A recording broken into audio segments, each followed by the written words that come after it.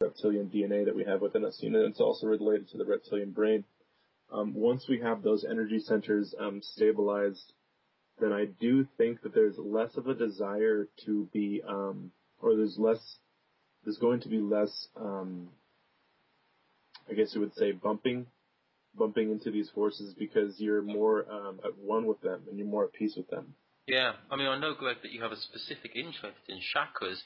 Could you tell us a bit about the chakras and how they are related to the awakening? I know you talked a bit of the Kundalini energies. Could you tell us a bit about how this might be related to that experience that you had with the reptilian entities, and of course that's happening to you now? Sure. Well, I would say that the Kundalini energy actually, it's a very reptilian force, actually. And I do think that it may be when the reptilians and the humans merged was when the human being actually attained a Kundalini force in its body. And the Kundalini actually is what sets forth the ascension into higher chakras. But the reptilian body alone, I don't think, has the higher chakra connection as a human does. So when you merge the two, you'll find that the reptilian force shoots up from the lower chakras into the higher chakras of a human, and I'm referring to a hybridized being here. And that is what this whole chakric relationship is with the reptilian-human conflict, because it's all about uniting all of the chakras and activating all of the chakras. Yeah, sure. So we're talking a bit off air about chakras and their links to dimensions and numerology. Would you be able to expand upon this a bit? Chakras and dimensions and numerology. I do think that when it comes to chakras, they tend to function within sets of 12s, and many things in existence actually function around that. I've had brief insights in my past that there could be 144 dimensions. Mm-hmm. So if there's 6, well, because I'm counting the 7th chakra as part of the higher set. Yeah. So if there's 6 body chakras, and then there's 7 higher chakras, or I'm sorry, the 7th is the beginning set of 6 more chakras which exist within a divine body, then I can confer that's only one stage of an existence which is far, far beyond what I can contemplate right now. Yeah, and it is numerological, and Yeah, definitely. No, that sounds about right. So you mentioned you've got a blog article called Fukushima: An End to 3D. I mean, this Fukushima, obviously a massive thing in the news with the mega quake and that linked to the nuclear fallout, which is affecting everyone in the world. It's just kept quite low key in the media. So, and also there was a link to HARP a lot in the alternative media about whether HARP was involved in it. So that from that point of view, there is a very negative feeling about that event. But you were very optimistic about it. You think that maybe has some positive energies around it. Well, essentially, what I referred to in Fukushima and End to 3D was that there was a move away from this technology, which was radiation, solar, excessive inner technology of the solar forces, which is, it's also what the Illuminati worships, is the sun. So that's a very third chakra, third dimensional concept, is this solar plexus energy, which is not conducive to the higher chakras. It's actually the final lower chakra. So what I'm insinuating with that article is that Fukushima is a very large example on a metaphysical level of a shift happening, because we're getting out of this solar plexus third dimensional phase and moving into the heart, because as Fukushima has occurred, many people have moved into the heart space and desired love for other people, because their heart goes out to all the people in Japan who this is happening to. Oh, very good. Yeah, it was a very interesting kind of idea that you put forward in that article. So yeah, I mean, linking that to transcending duality, you mentioned a bit about George Kavasilis earlier on. He talked a lot about the divine feminine energies coming in, and you talk about the the masculine versus feminine in one of your articles. Would you like to expand upon that a bit for us? Yeah. As we're moving into a heart space, that's been one of the largest dualities of existence, was masculine and feminine. And masculine and feminine has a lot to do with the forces of, how would you put it, force and the forces of peace. So it's, the masculine energy, it'll just take what it wants, and push out and get it. But the feminine energy has to work within this flowy environment. So what the feminine desires is peace, and what the masculine desires is, leadership. So what I talked about with blending the masculine and feminine is to have peaceful leadership. And what we need is to have a society which is focused on peace and defending peace if absolute necessary. And I would believe, to have some kind of, make it a global peace kind of movement. And I'm sure it would have to be,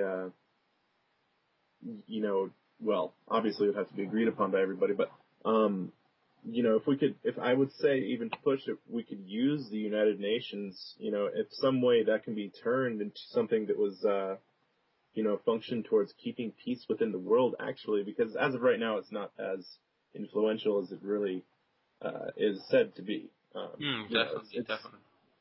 Definitely. I mean, yeah, exactly. The United Nations isn't what it says on the tin. Underneath, there is a far more sinister kind of agenda going on there.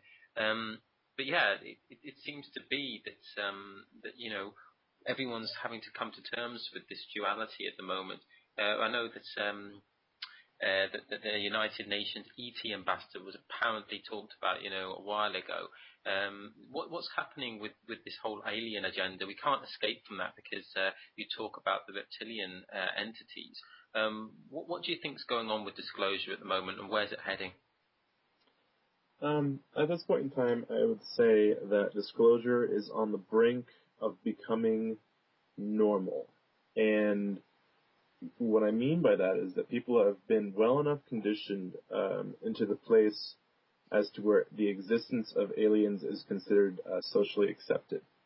So with that being said, I would encourage everyone out there to, if they would like, get involved in disclosure and find out more about it, because the information is going to become, rather public at any given time. And so I take that knowledge, and I also would like to say that to the people out there who want disclosure to occur on a larger scale, to become active now, because I think this is a very opportune moment for us, all who wish to see these things take place, that there is an energetic doorway, and we can really seize that opportunity right now. Yeah, excellent. I agree with you, Greg. The thing is, I think what's in people's consciousness at the moment is this whole duality concept, where we are going to be introduced very soon to some kind of disclosure, and maybe some beings, entities, or whatever you'd like to call them.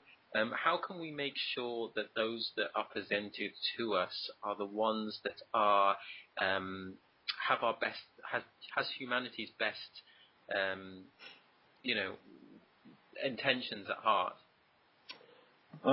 Yeah, I would say that the mandatory step in order for that to occur is humans to vibrate at a heart space, and to just at least get the human, this planet, into a love vibration, because that's what paves the way for all of the human bodily higher chakras to activate, which would then pave the way towards a higher state of being altogether.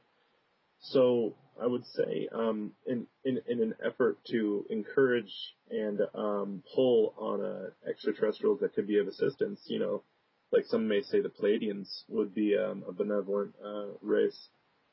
Definitely, yeah, definitely. And it goes back to this whole idea of this extraterrestrial versus intradimensional. The beings that you came in contact with, do you see them as being intradimensional or extraterrestrial? I think that they exist at a certain vibration, which is, I would say that these ones that came forth specifically were interdimensional. If they possessed spacefaring technologies, it didn't really feel like they actually were leaving the planet at any time. So they did feel like they were beings that lived within the Earth, as opposed to, a race that would come from another galaxy. Okay. So you started your journey looking into 9/11 and Bohemian Grove and all these things that I know a lot of my friends, especially my brother, are interested in. And you've kind of moved on. Would you say you've moved on since then? And what would you say to people that argue that what we're talking about at the moment with regard to a spiritual awakening is just a distraction away from a real change to the 9/11 truth movement and, of course, to kind of political movements? I would say that the highest conspiracy is creation. And that's what I've realized, is that all of the synchronicities and all of the things that are happening at the simultaneous times, all of the things that seem like they can't be human knowledge, they are. And it's all within this very large framework of existence, which is created by some divine creator, which, just allowed all things to occur, but at the same time, all things just get reborn. And I think that spirituality is the only answer. I think that a lot of people fall into this trap of a divine conspiracy where everything's out to get them. And I would like to discourage that mentality, because I don't think that serves flourishing life whatsoever. And I think that we do have to believe in some common small basis that there is help out there, that there is something to believe in, that there is, a manifestation of a loving vibration